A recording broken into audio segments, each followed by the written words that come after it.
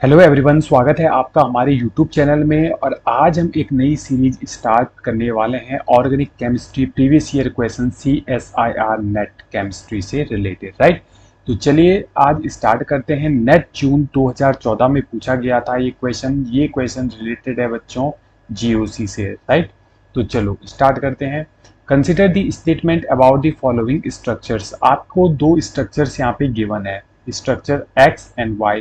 आपको इनके बीच का रिलेशन बताना है। ऑप्शंस देख लेते हैं। फर्स्ट है X and Y are resonating structure, X and Y are tautomers, Y is more basic than X. Basically आपको ये बताना है एक्स एंड वाई के बीच में रिलेशन क्या है, क्या ये रेजोनेटिंग स्ट्रक्चर है या फिर ये ट्यूटोमर है, राइट। अच्छा, हम डिफ्रेंशिएट कैसे करते हैं रेजोनेटिंग स्ट्रक्चर एंड ट्यूटोमर में, चलो देख लेते हैं। Resonating structure and tautomer. अब आपको एक जो की है वो याद रखनी है, वो ध्यान रखना है, ठीक है। डिस्प्लेसमेंट, डिस्प्लेसमेंट सारा खेल जो है डिस्प्लेसमेंट का है। रेजोनेटिंग स्ट्रक्चर्स जो भी होती है उनमें जो डिस्प्लेसमेंट होता है वो होता है ओनली इलेक्ट्रॉन्स का, राइट। ओनली बॉन्ड पेयर्स या लोन पेयर जितने भी हमारे इलेक्ट्रॉन्स है उसका ही यहाँ पे डिस्प्लेसमेंट होता है। लेकिन जो ट्यूटोमर्स होता है इसमें इलेक्ट्रॉन का भी डिस्प्लेसमेंट होता है, साथ में एटम का भी डिस्प्लेसमेंट होता है। और यदि ये आपको पता था कि जो हमारे ट्यूटोमर्स होते हैं उसमें इलेक्ट्रॉन के साथ साथ एटम का डिस्प्लेसमेंट होता है, तो आप तुरंत ही बता सकते हो कि भाई ऑप्शन जो सेकंड है वो इसका एक करेक्ट आंसर होगा। क्योंकि अगर हम बात करते हैं एक्स एंड वाई में, यहाँ पे देखो नाइट्रोजन के साथ क्या है, कोई भी एटम यहाँ पे अटैच नहीं है।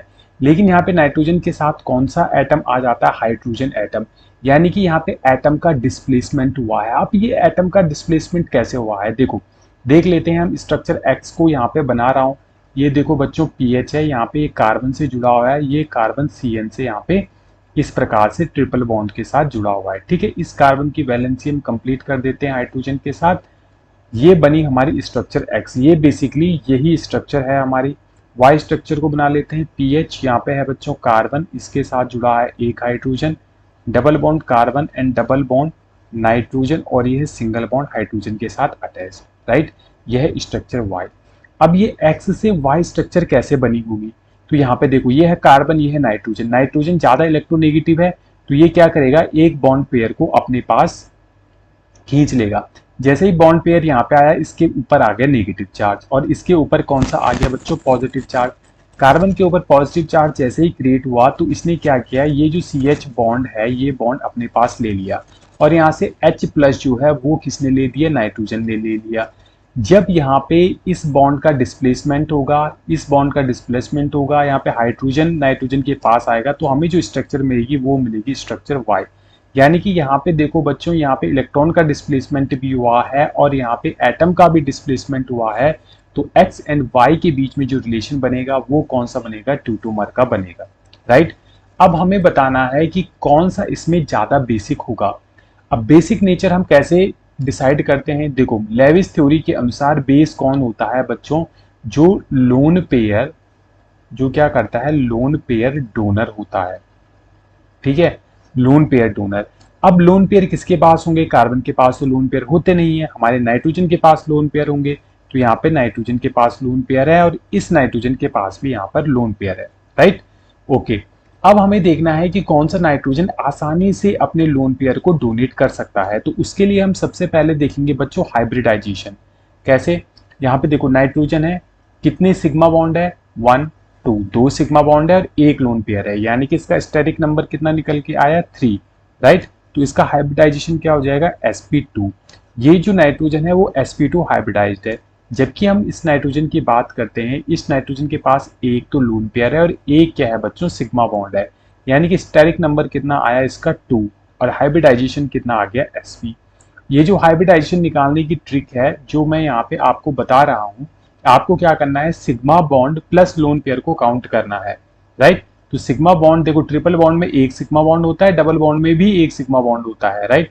यहाँ पे अगर हम नाइट्रोजन की बात करते हैं तो इसने क्या बना रखा है, एक तो ये सिग्मा बॉन्ड है, एक इसके पास अपना लोन पेयर है, तो स्टेरिक नंबर 2 में एक ऐसा आएगा एक भी आएगा, राइट। sp हाइब्रिडाइजेशन, यहाँ पे नाइट्रोजन एक सिग्मा बॉन्ड इस कार्बन के साथ बना रहा है, एक सिग्मा बॉन्ड इस हाइड्रोजन के साथ बना रहा है, तो 2 सिग्मा बॉन्ड, एक यहाँ पे लोन पेयर आ जाएगा, तो स्टेरिक नंबर कितना आ जाएगा 3। तो यहाँ पे जो हाइब्रिडाइजेशन आ जाएगा एक S और 2P, sp2 हाइब्रिडाइजेशन आ जाएगा, राइट। अब यदि मैं बात करता हूँ इलेक्ट्रोनेगेटिविटी की, राइट, इलेक्ट्रोनेगेटिविटी सबसे ज्यादा किसकी होती है, तो सबसे ज्यादा होती है sp की, फिर होती है हमारी sp2 की, और फिर होती है हमारी sp3 की। अब आप बताओगे कि सर ये रिलेशन आपने कैसे पता किया यहाँ पे, राइट। अब एक चीज मैं आपको बताता हूँ, देखो ये होता है हमारा न्यूक्लियस, न्यूक्लियस के सबसे पास जो ऑर्बिटल होता है वो होता है s ऑर्बिटल, और तब उसके बाद जो ऑर्बिटल होता है वो होता है p ऑर्बिटल, राइट। न्यूक्लियस का सबसे ज्यादा अट्रैक्शन फोर्स किस पे लगता है, एस ऑर्बिटल पे, क्योंकि वो न्यूक्लियस के सबसे ज्यादा पास है। जितना ज्यादा अट्रैक्शन फोर्स न्यूक्लियस का एस पे लगेगा वो न्यूक्लियस के और ज्यादा पास आता जाएगा। यानी कि अगर हम बात करते हैं एस परसेंटेज की, तो ये डायरेक्टली प्रोपोर्शनल होता है इलेक्ट्रोनेगेटिविटी के, कि जितना ज्यादा एस करेक्टर होगा वो न्यूक्लियस के पास होगा और उसकी उतनी ही पावर होगी अपनी ओर अट्रैक्ट करने की, राइट।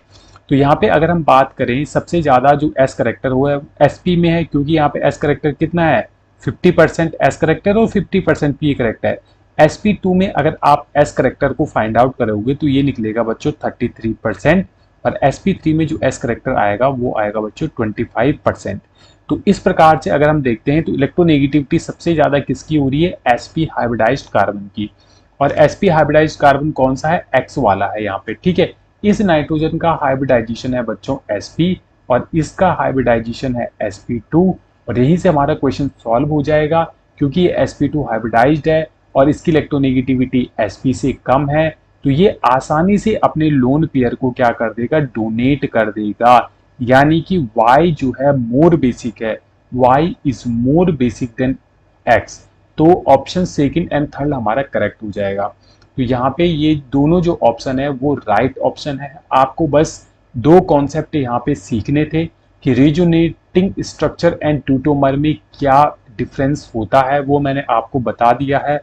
साथ में आपको पता होना चाहिए कि किस प्रकार से हम बेसिसिटी को फाइंड आउट करते हैं। उम्मीद है ये क्वेश्चन आपको अच्छे से समझ में आया होगा। तो अभी तक आपने यदि हमारे चैनल को सब्सक्राइब नहीं किया है तो प्लीज़ हमारे चैनल को लाइक शेयर एंड सब्सक्राइब जरूर कीजिएगा। मिलते हैं नेक्स्ट क्वेश्चन में नेक्स्ट कॉन्सेप्ट के साथ।